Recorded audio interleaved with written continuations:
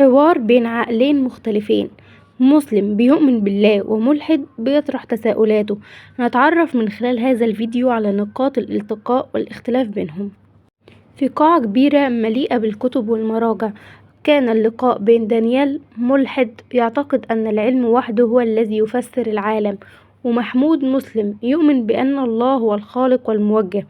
كان المكان هادئ والضوء ينعكس من النوافذ الكبيرة اللي كانت بتطل على السماء الزرقاء، وكان هذا اللقاء مخصصا للنقاش حول الأديان والعقائد الدينية، وكان كل واحد منهم على يقين من صحة معتقداته. بدأ الحديث بأن دانيال قال: أنتم جميعا تتبعون أديان قديمة، وأنتم تعتقدون أن هناك إلها خفيا يحكم كل شيء في العالم، لكن الحقيقة هي أن العلم قد أثبت أن الكون يعمل وفقا لقوانين الفيزياء وليس بناء على إرادة إلهية. لا يوجد دليل ملموس على وجود إله. محمود قال: أنا فاهم وجهة نظرك يا دانيال، انت بتبحث عن دليل علمي ومادي وهو أمر طبيعي، لكن العلم لا يستطيع تفسير كل شيء.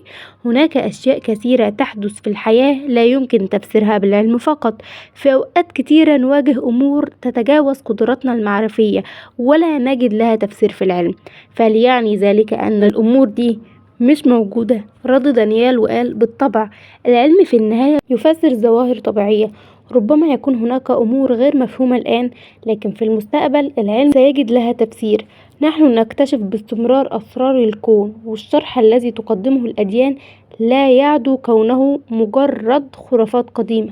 رد محمود وقال: لكن العلم يا دانيال لا يستطيع أن يفسر كل شيء. حتى العلم نفسه يعترف بأنه لا يمتلك إجابات لكل الأسئلة.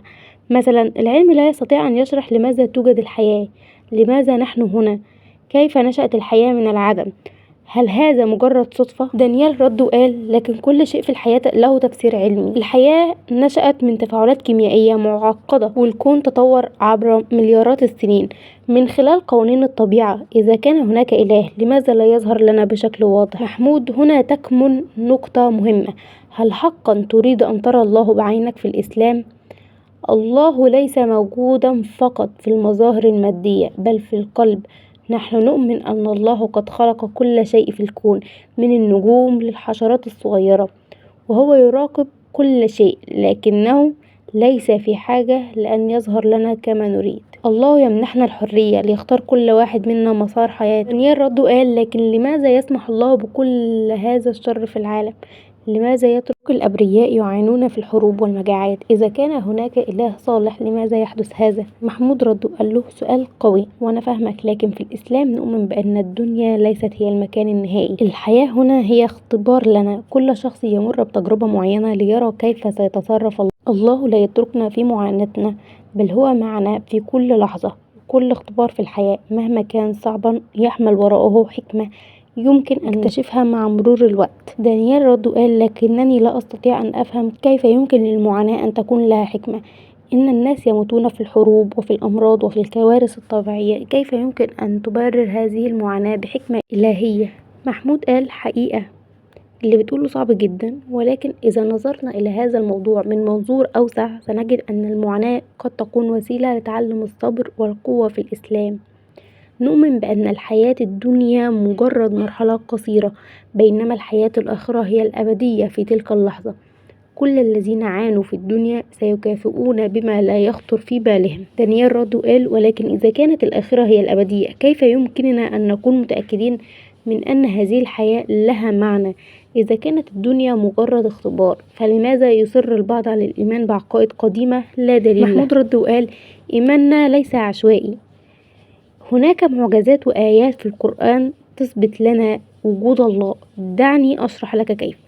القرآن على سبيل المثال يحتوي على معجزات علمية وحقائق تم اكتشافها حديثا، ولكن تم ذكرها في القرآن من قبل أكثر من 1400 سنة. من بينها كيفية تطور الجنين البشري، كيف تكوين السحب، وكيفية نشوء النجوم. هل تعتقد أن كل هذا جاء بالصدفة؟ دانيال رد وقال: يمكن أن تكون هذه مجرد مصادفات. ربما كان العلم قادرا على اكتشافها الآن فقط، لكن هذا لا يعني أن القرآن هو الحقيقة الوحيدة. محمود رد وقال له: لأ، احنا بنعتبر أن القرآن مجرد كتاب تاريخي. القرآن هو معجزة حية، كل يوم يظهر العلم شيء جديد بيثبت صحتها ما جاء فيه، وهذا ليس مجرد صدفة. الله في القرآن يذكر لنا وما يعقلها إلا العالمون، بمعنى أن العلم الحقيقي سيقودنا في النهاية إلى تصديق هذه الحقائق. دانيال رد وقال له: لكنني لا أستطيع أن أصدق بدون دليل مادي مباشر. محمود رد وقال له: الحقائق التي لا يمكن رؤيتها بعينك موجودة حولك دائما. على سبيل المثال، هل يمكنك أن ترى الحب؟ هل يمكنك أن تلمس الأمل؟ لكننا نشعر به. الإيمان هو شعور داخلي، مثلما تشعر بالهواء رغم أنك لا تراه. اللهم